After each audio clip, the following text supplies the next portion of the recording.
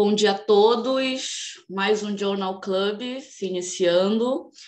Hoje com a nossa amiga gaúcha, Vitória Tomás. Vou dar a palavra para ela agora. Vi, fica à vontade, tá? Tá bom, obrigada. Então, bom dia, pessoal. Hoje a apresentação do Journal Club é sobre minha responsabilidade, então vou me apresentar um pouquinho. Eu sou biomédica, eu fiz o meu mestrado aqui na instituição e agora sou candidata a aluna de doutorado.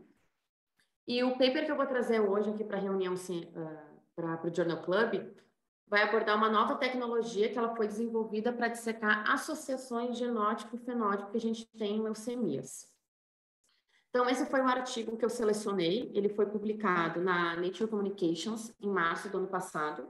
Ele é mais uma técnica tanto experimental quanto introdução de bioinformática para a gente conseguir ter uma melhor associação desse genótipo-fenótipo da leucemia. Então, vamos começar falando um pouquinho da leucemia, o que é a leucemia mieloide aguda, que vai ser a principal abordada nesse paper. Ela é uma neoplasia hematopoética, que tem uma proliferação desordenada e uma diferenciação anormal dos precursores mieloides, que são os blastos que estão sinalizados aqui, nessa representação da hematopoiese. E o acúmulo desses blastos na medula óssea vai causar uma insuficiência medular, que vai caracterizar em anemia, neutropenia e trombocitopenia, ou seja, debilita muito a qualidade de vida do paciente, né? E o que é importante falar da anemia também? Ela tem uma evolução clínica super rápida e ela tem uma alta taxa de mortalidade na maioria dos pacientes. Mas qual que é o grande problema assim, da LMA, tanto para tratamento e diversidade que a gente tem, né? A LMA ela tem uma heterogeneidade genética e biológica muito grande. Quando a gente fala do processo de leucemogênese, vai ser o resultado de múltiplas interações, né? Tanto intrínsecas quanto extrínsecas. Extrínsecas seria mais o microambiente tumoral, o que a gente tem de alterações internas, né, para aquelas células, e as intrínsecas são as alterações de genótipo e fenótipo mesmo. Então, aqui na heterogeneidade genética, o que classifica ela, né? Vai ser a aquisição de diferentes alterações, tanto citogenéticas, né, no cariótipo, quanto moleculares, que a gente vai ter, e vão se acumular ao longo da vida dessa pessoa em diferentes populações de células, de populações celulares, né? Então, vai causar essa heterogeneidade genética com diferentes populações. Além disso, essas alterações elas podem ocorrer em diferentes células da hematopoiese, como eu mostrei ali naquela primeira imagem. A gente vai ter diferentes células da hematopoiese e essas alterações podem acontecer em qualquer uma das partes, né? E isso vai fazer com que a LMA, além de ter um perfil genético diferente, ela vai ter uma morfologia diferente e perfis imunofenotípicos distintos também, né? E quando a gente fala dessa heterogeneidade celular, ela é o aspecto intrínseco mais importante, né, do câncer, que vai impulsionar tanto a progressão quanto a recaída da doença. Por isso que é muito importante a gente sempre estar estudando sobre esse assunto, né? Então, o que a gente tem, assim, de técnicas utilizadas atualmente para a detecção dessa heterogeneidade genética e dessa biológica, né? Da genética, a gente tem o sequenciamento de DNA, a gente tem o soma, genoma, né? Agora até o transcriptoma, tudo sequenciamento de nova geração, que a gente vai detectar essas alterações do DNA, vai fazer chamada de variantes, vai detectar indels, mutações em frame, e a gente vai ter a citometria de fluxo, que é para analisar essa heterogeneidade biológica, né? Então, a gente vai ter uma classificação celular pela morfologia, ali por complexidade, né? Granulosidade e tamanho. E a gente vai conseguir identificar essas células também pelos CDs, né? Que são aquele perfil imunofenotípico. Algumas células vão expressar CD33, outras 35, outras 3. E qual que é a diferença que a gente vai ter para essa nova tecnologia que trouxe no paper? Se chama DAB-SEQ. Então, o que é a DAB-SEQ? Ela vai ser uma tecnologia que vai capturar simultaneamente tanto o genótipo de DNA, fazendo esse sequenciamento, né, essa genotipagem, quanto o fenótipo de superfície celular dessas células únicas de alto rendimento. Então, vai ser um single cell que vai ter uma captura simultânea de genótipo e fenótipo, né? E a gente vai ter, então, um perfil direto desse estado proteogenômico de dezenas de milhares de células sendo analisadas uma por uma, né? E qual que é o valor, né, dessa multiômica que a gente vai utilizar, né, do single cell, que é a capacidade de correlacionar a ocorrência de diferentes recursos em células individuais. Então, a gente vai ter uma célula e dentro dessa célula a gente vai identificar tudo de genético e fenotípico que está acontecendo nessa única célula e para outras milhares, essa característica também. Então, vamos entender um pouco o fluxo desse DAB-TEST, essa tecnologia que esse paper traz, né? Então, a gente vai ter as células do paciente. Eles vão ter células tanto saudáveis quanto malignas, né? E o que a gente vai fazer? Vai fazer uma coloração dessas células com anticorpos que vão estar conjugados a códigos de barras de oligonucleotídeos. O que isso significa? Quando a gente vai fazer um sequenciamento de qualquer paciente, a gente vai ter os barcodes. Barcodes são identificadores. Vai dizer, ó, as células, as amostras que tiverem esse barcode, essa sequência de nucleotídeos, caracteriza este paciente. E foi feita essa tecnologia, essa nova tecnologia aí, né, na bancada, que foi para conjugar os anticorpos a código de barra. Então, ele vai ter uma sequência de nucleotídeos, que vai dizer, ó, essa sequência aqui, esse barcode, representa CD33, esse outro representa CD34. E isso fez, essa coloração fez com que possibilitasse incorporar a imunofenotipagem numa técnica já existente. O single cell DNA sequence, ele já existe, eles utilizaram uma plataforma que se chama Tapestry, ela já existe, já é uma genotipagem microfluida de DNA unicelular, né? E daí, com essa nova técnica, eles conseguiram incorporar essa detecção dos anticorpos e conseguiram ter essa captura simultânea. Então, eles melhoraram uma técnica que já existe para conseguir dar o resultado que eles gostariam. E o que a gente vai ter basicamente aí nesse sequenciamento, né? Vai ter vários PCR multiplex aí que vão amplificar esses amplicons, né? Simultaneamente os alvos genômicos e capturar também marcadores de anticorpos. Então, aqui a gente vai ter o genótipo e o fenótipo caracterizado. Importante falar que o DebSec, ele não vai ser que nem, por exemplo, o exoma ou o genoma, que a gente vai sequenciar tudo. Ele vai ter um grupo específico, é como se fosse um painel que a gente vai decidir. Hoje em dia existe um painel da Illumina que a gente vai detectar para LMA, existe um painel que a gente vai usar para tumores sólidos, tem um painel para câncer de mama hereditário, então o DebSec também vai ter esse painel de genótipo. E ele vai contar com 49 amplicons que abrangem 19 genes diferentes. E da imunofenotipagem, né, para identificar os anticorpos, eles selecionaram 23 marcadores, 23 CDs, né, que são utilizados em pesquisa clínica para identificar a doença residual mínima. Então, com essa técnica, eles conseguem ter um mapeamento aí de genótipo e fenótipo de uma mesma célula, que está acontecendo naquele momento. Opa, acho que não está passando. Clica em Enter, Vic. Ah, foi agora. Outra coisa importante a gente falar desse DebSec, então a gente já viu, ele pegou duas técnicas, assim, que são padrões ouros, que a gente já utiliza no diagnóstico de LMA, ele conseguiu incorporar elas em uma só, mas o que tem ela de diferente, por exemplo, do transcriptoma? A gente já tem sequenciamento de RNA, né, de célula única, que ela é uma abordagem potencialmente valiosa quando a gente faz a ligação genótipo e fenótipo, né? Mas o que a gente tem de problema quando a gente vai genotipar, né, um RNA mensageiro? É um procedimento desafiador que está propenso a muitos erros que fornecem informações incompletas. Hoje em dia, a gente tem poucos profissionais qualificados, o transcriptoma ainda se é um mistério de como analisar, qual é o melhor padrão que a gente vai utilizar, o melhor pipeline. Então, esse paper trouxe a ideia. Vamos pegar duas coisas que já são utilizadas e vamos incorporar numa só para que a gente consiga responder essas perguntas. Né? Então, a gente vai ter métodos existentes que vão obter essas informações apenas do transcriptoma, genótipo e fenótipo, mas ele vai utilizar esse DebSec padrões ouro para o estudo de câncer de sangue e vai fornecer também uma escalabilidade, uma precisão desse mapeamento abrangente preciso desses biomarcadores, né? Ele não vai pegar, por exemplo, a amostra do paciente, pegar essa mutação, a gente analisou o sangue e foi analisar o sangue na cytometria e tem esses marcadores. Ele vai dizer, ó, essa célula tem esses marcadores e vai ter essa mutação nesta frequência. Daí tu vai acompanhar ao longo de um tempo e tu vai ver esta mesma célula, o que mudou de marcação e de frequência daquelas mutações. Então, consegue ter um acompanhamento da evolução da doença em diferentes momentos de tratamento também. Então, como o estudo quis fazer essa validação do DebSec, né? Será que ele funciona mesmo? Então, quais foram os objetivos?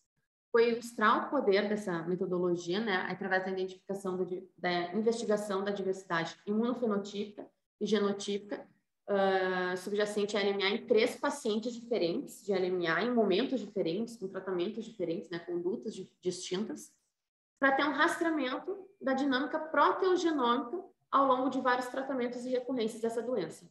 E, além disso, também demonstrar como a tecnologia de célula única, o single cell, pode elucidar a complexa interação entre mutação de DNA e o efeito da expressão dessas proteínas do câncer, né, conseguir interagir, né, integrar esses dois resultados. Então, aqui a gente vai ter o primeiro resultado que o paper traz para a gente, né? E o que eles fizeram primeiro? Eles falaram, vamos testar, ver se o DebSec consegue discriminar, né, imunofenótipo e genótipo. Então, vamos pegar doadores saudáveis. Então, na figura A e B aqui, foi de um PBMC de um doador saudável, que eles foram testar o DebSec. Então, a gente pode ver na figura A que teve uma clusterização dependendo da imunofenotipagem, então, CD4 clusterizou de um lado, CD3 do outro, células B do outro, NK do outro. E quando a gente foi integrar aqui, ó, vendo os clusters, pegamos as células, vendo as marcações aqui, a gente pode ver pela coloração a intensidade. A gente pode ver, ó, que realmente a gente consegue detectar pelo DAB-SEC essas diferenças imunofenotípicas que a gente vai ter nesse heatmap nas diferentes populações representadas aqui em cima, né? E geralmente a gente usa esse PBMC, o doador saudável, com controle negativo da genotipagem que a gente vai fazer dos pacientes acometidos com a doença. E eles também fizeram uma validação aqui com as linhagens celulares, eles pegaram 3 linhagens celulares, Corajucate, K562 e a RAG, que tem perfis genéticos, né, imunofenotípicos diferentes. Então, eles podem ver aqui, na figura C, uma clusterização, cada linhagem foi se agrupando, né, em lugares diferentes a partir do imunofenótipo que elas expressavam. E quando a gente pode observar aqui na figura D, que a gente vai ter aqui da questão de genótipo, a gente pode ver que está representando o gene selvagem, mutado para heterozigose e homozigose, e a gente pode ver também é um cluster aqui, né? Então, dependendo da linhagem celular, a gente vai ter um genótipo diferente. Então, vai estar aqui, ó, o fenótipo mostrando aqui as células que foram discriminadas, as 3 populações, de acordo com o imunofenótipo, e aqui a correlação delas com os genes e mutações que a gente vai ter, né? Então, depois que fizeram essa validação, foram testar nos pacientes. O primeiro paciente que foi utilizado de LMA, né? Então, foi para avaliar a questão do NPM1. Então, eles fizeram o DAB-SEC em 21.952 células totais de um aspirado de medula no paciente de LMA, que estava recebendo genotuzumab, que é uma terapia direcionada para CD33, tá? E foi feito em 4 momentos diferentes da doença. Aqui na figura A, a gente pode ver o curso, né, da evolução aí da doença do paciente, com recaída, terapia, progressão e a remissão que a gente vai ter. E a coloração vai mostrar como que estavam as mutações, né, DNMT3, a INPM1 em vermelho e o selvagem em azul, conforme ela vai se comportando dependendo dos diferentes tipos da doença, né? E o que na B a gente conseguiu observar quando a gente integrou essa mutação, né, com o perfil imunofenotípico? A gente pode ver que o NPM1 ele está marcado em vermelho aqui. Então, até quando a gente usa a terapia, a gente pode ver, ó, as células, né, acabaram saindo desse perfil aí de blastos, que seria nesse quadrante aqui, mas a mutação ela continua persistente. A mutação ela ainda continua ali. Mas quando a gente vai ver na remissão, quando a gente usa o genotuzumab, que é um inibidor, uma terapia direcionada para CD33, a gente pode ver que perde CD33, mas também acaba perdendo essa mutação de NPM1. Então, a gente pode ver aí que conseguir correlacionar tanto o genótipo, né, quanto o fenótipo dessa célula com esse tratamento específico. A gente pode ver, ó, essas células aqui, quando utilizou esse tratamento, além de diminuir o CD33, que era o esperado, a gente tem uma alteração de genótipo dessas células também, né? Então, a gente pode ver que essas células mutantes, elas se associam de forma robusta a um fenótipo maligno comum. E o que a gente pode ver, né? Aqui nessas células de baixo. A gente pode ver que o genotuzumab, ele revela uma forte correspondência de genótipo e fenótipo ao longo dos tempos. Então, aqui eu sinalizei para mostrar aqui NPM1, esses são o mesmo cluster, só que mostrando coisas diferentes, né? Então, quando a gente pode ver aqui que as células malignas têm mutação em NPM1 e elas tudo se agrupam realmente às células blásticas. Então, ó, a mutação, ela está agrupada e está correlacionada com os blastos, o perfil imunofenotípico dessa doença. Vamos para o próximo. Então, aqui foi o segundo paciente utilizado. A gente também vai ter uma linha do tempo aqui do paciente na figura A, mostrando, né, as mutações que a gente tem. Começou aqui com Carras, depois FLT3, né? E o que a gente pode observar aqui na figura B quando a gente vai para o imunofenótipo? Esse paciente, ele é um paciente pediátrico, né, de LMA, ele foi submetido a quimioterapia de indução, consolidação, mas acabou recidivando. E o que a gente observava nos blastos quando ia ver a imunofenotipagem dos grupos já com as mutações, né? Tinha um perfil muito variado. Então, a gente não conseguiu achar uma correlação, né? Eles participam, às vezes, os blastos aqui selvagens tem um perfil imunofenotípico muito parecido com os blastos de Carras e com os blastos da FLT3, então aí foi muito variado, né? Mas quando foi feito aqui na figura C, foi feita uma composição genotípica que varia ao longo de um gradiente, que está representada aqui por essa seta, né, a gente vai vendo a correlação da expressão, que está representada aqui por baixo, né, do map, então da expressão com essas mutações. Então, a gente vai vendo aqui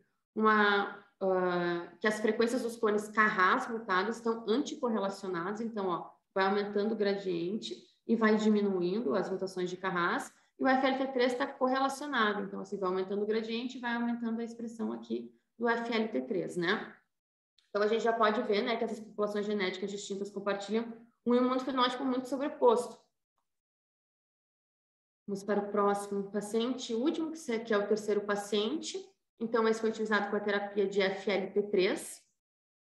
Então, foi a análise de um paciente tratado com gilteritinib, que é uma terapia que vai inibir o FLT3 e vai promover uma diferenciação, né, dos blastos mieloides, e foi analisada em 18.287 células em 4 pontos distintos aí da doença. Então, a gente vai ter aqui na primeira também, na figura A, aquele fluxograma, né, diagnóstico, remissão, recaída, e a utilização do FLT3, aqui as mutações por cores, olha que a gente pode ver que dependendo do estado da doença, né, o tempo da doença que a gente vai ter variações da ocorrência dessas mutações.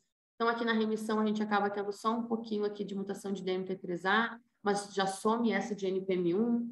Quando a gente vai tendo uma recaída, vai aumentando significativamente a FLT3 e TD.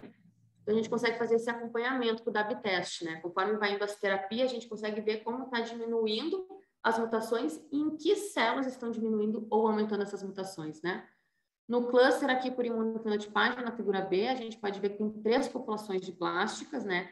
E outras de outros elementos hematopoiéticos. E essas populações blásticas, elas são caracterizadas por CD33 e 38 positivo. E quando a gente olha aqui embaixo, nesse gráfico D aqui, que a gente vai vendo os diferentes tipos da doença e do fenótipo de CD3, que a gente está correlacionando, o que a gente pode ver? Ao diagnóstico, a gente vai ter um aumento mais da população blásticas, que seria representado pelo blastos 1. Na remissão, a gente vai ter mais de outros componentes eritroides aqui, né? Não vai ter tanto dos blastos. Na recaída, ó, a gente tem o blasto 2 como sendo de maior ocorrência. Então, quando a gente está na recaída e está tendo esse aumento de FLT3 e TD, a gente vai ter uma concentração de células com um perfil imunofenotípico que a gente encontra no blastos 1. Então, dependendo da mutação, vai ser um perfil imunofenotípico diferente. E o que é importante a gente mostrar, que o DEB-teste conseguiu elucidar, né, com esses diferentes tempos da doença, é que quando tu utiliza um inibidor de FLT3, mesmo que a mutação ali esteja persistindo nesse caso, a gente está vendo a diferenciação dessas células únicas, né? Então, a gente consegue ver aqui um grupo de células que vai ter uma diferenciação eritroide. A gente consegue fazer esse acompanhamento, né, do imunofenótipo e genótipo nesse tipo de tratamento com FLT3. Então, quais são as conclusões que esse estudo traz para a gente, né? Que através da sua capacidade de perfilar conjuntamente o DNA e o imunofenótipo dessas células únicas, o DAB-teste ele vai capturar essa complexidade do estado protogenômico subjacente à LMA. O que isso significa?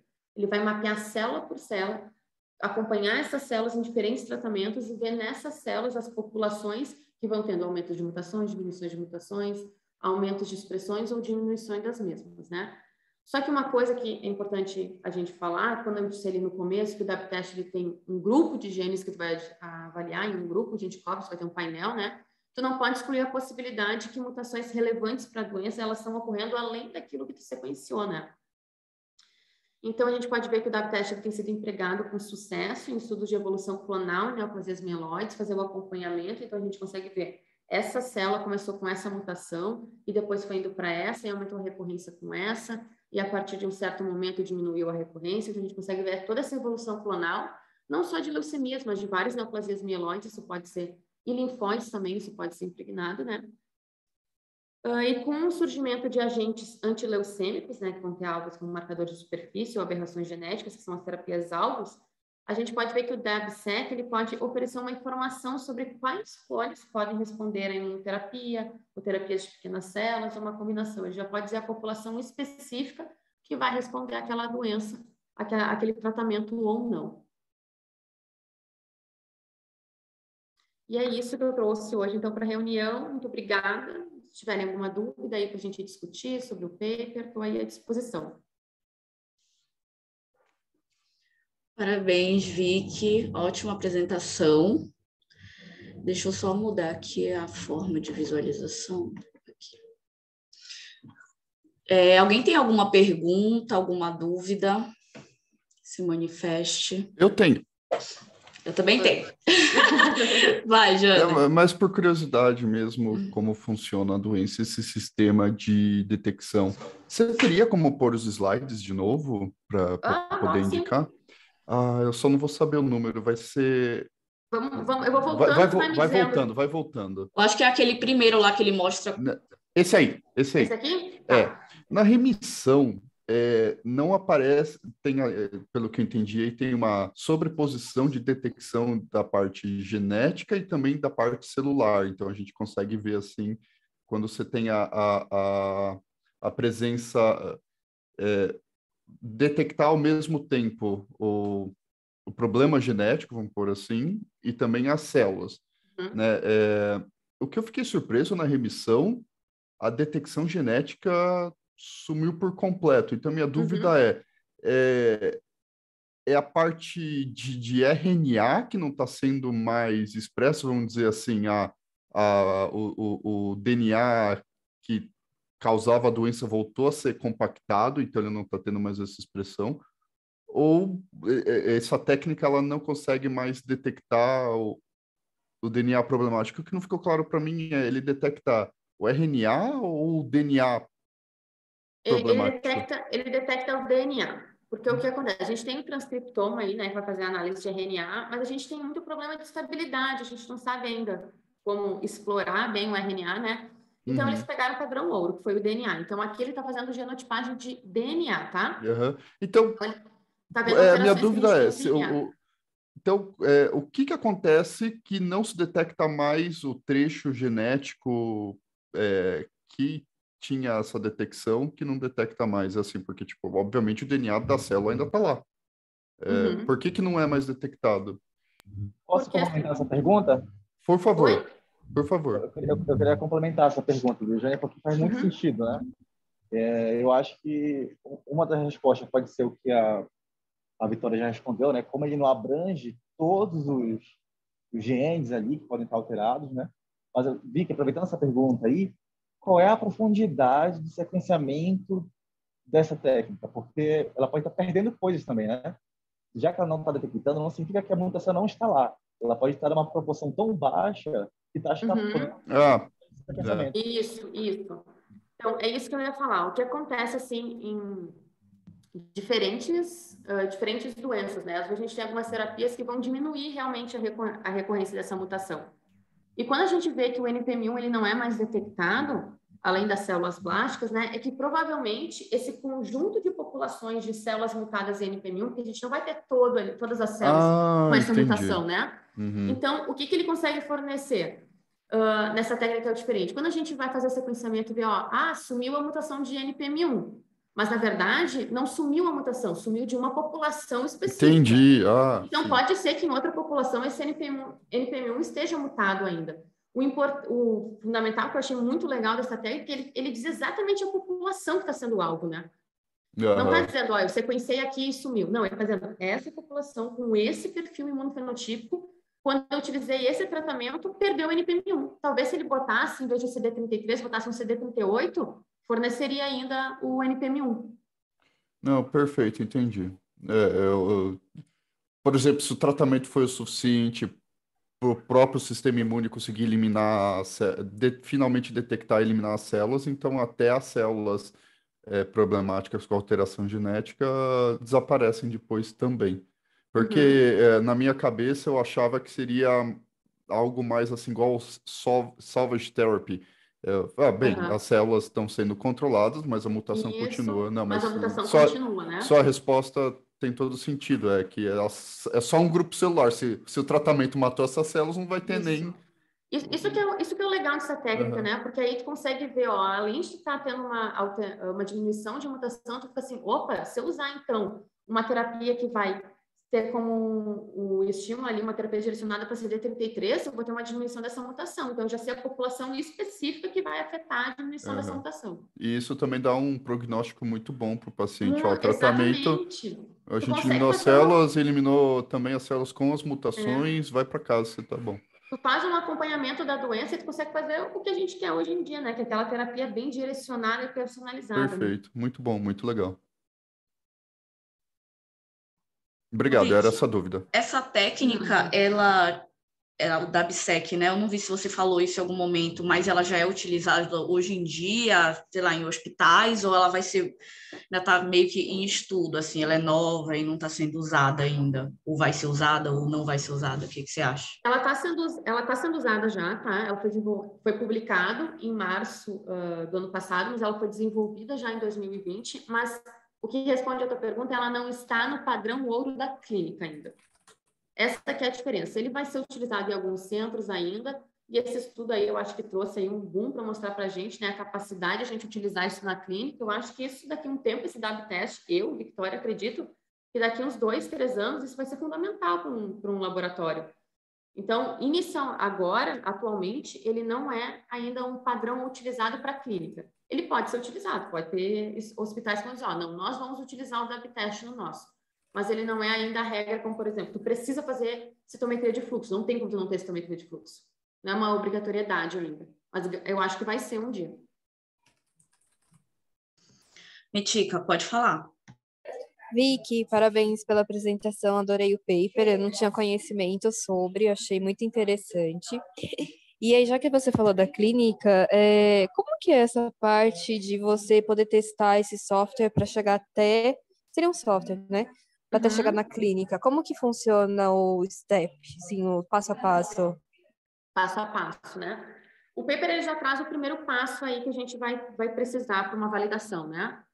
Antes de a gente ver um paciente com alteração, vamos pegar um paciente normal. Quais são as minhas perguntas? Ele consegue caracterizar a diferença genotípica e fenotípica? Então, vou pegar um paciente normal, vou pegar o sangue da Cássia e vou utilizar o DEP teste. Ele conseguiu separar e quando eu comparei com o padrão ouro, eu consegui não perder nada e ainda ter mais, porque o importante é que a gente não perca nada, né? Então, ele não pode perder nenhuma informação que as técnicas padrões elas já vão te dar. E eles têm que trazer alguma inovação para elas conseguirem ser implementadas. Então, o passo a passo, primeiro é tu pegar células normais, saudáveis para fazer essa validação, e daí começar a pegar terapias específicas, né? Grupos específicos. Então, vamos pegar um grupo de pacientes que estão usando inibidores FLT3 e um hospital vai querer estudar. Não, vamos pegar esses pacientes usando FLT3 e vamos utilizar o DAB teste para ver o que acontece com a doença. A gente achou que aconteceu esse fenômeno no meio da doença. Vamos tratar direcionado para aí. Funcionou? Lindo. Acaba sendo lindo. Tu conseguiu utilizar e implementar a tua técnica, que é algo que diferenciou o tratamento do teu paciente em algo que tu não conseguiria fazer se não tivesse essa técnica. Então, para implementar isso para a clínica, vai ser aquele negócio, testar e mostrar que teve vantagem. Testar e mostrar que teve vantagem. Até chegar no momento que vai ver, os nossos pacientes estão conseguindo ter uma terapia muito melhor, uma resposta muito melhor quando eu utilizo essa metodologia do que quando eu não utilizo. Não sei se eu consegui te responder, isso é claro? Então tá bom, respondi. Eu estava mutada, tá? Mas a Metica falou obrigada aqui.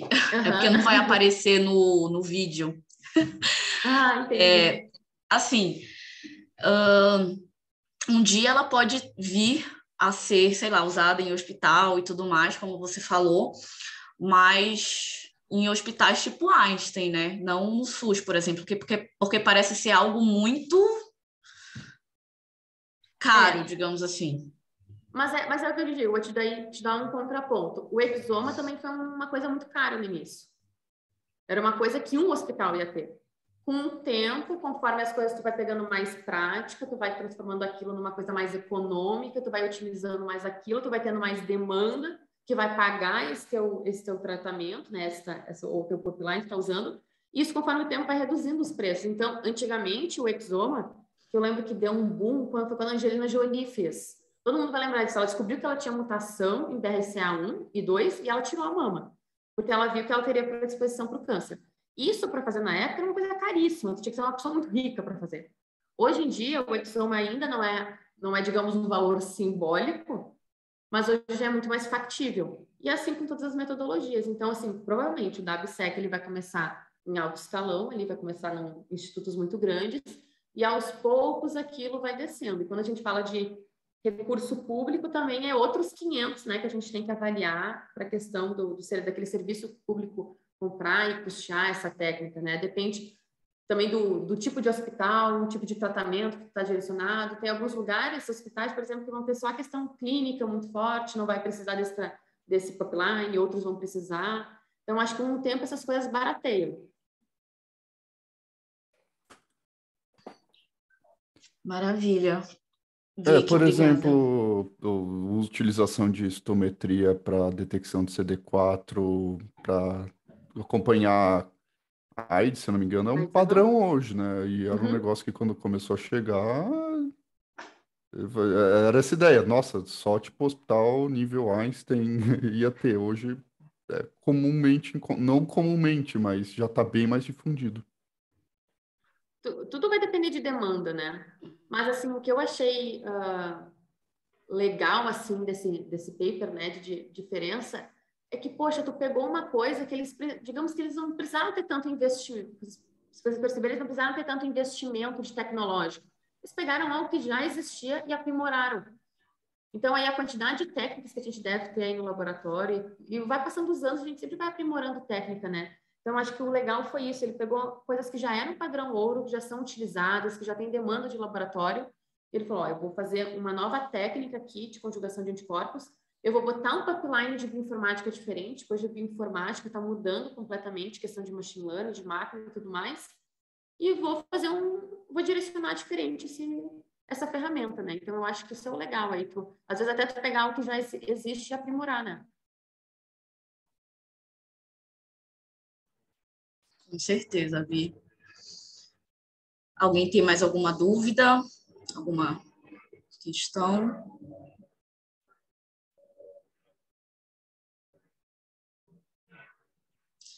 Bom, acho que não.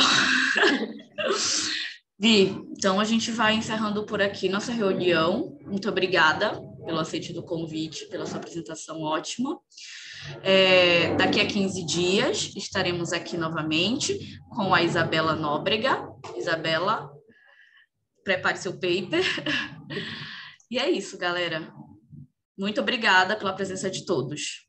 Obrigada, gente. Tchau, tchau. Obrigado, valeu por mais uma reunião.